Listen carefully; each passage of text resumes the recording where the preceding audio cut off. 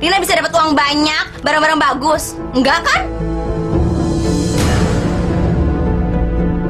Astagfirullahaladzim, Rina. Kamu jangan ngomong begitu. Itu dosa. Dosa. Sekarang ibu ngaca deh. Ibu lihat diri ibu.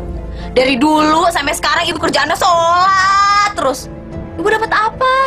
Tetap aja kan, ibu miskin seumur hidup. Enak aja. Rina sih nggak mau ya hidup miskin. Ya Allah, ampuni anakku. Kamu sudah tersesat, Rina. Dengar ya, Bu. Kalau misalkan Rina disuruh milih, Rina lebih baik dilahirin jadi orang kaya. Rina benci jadi orang miskin.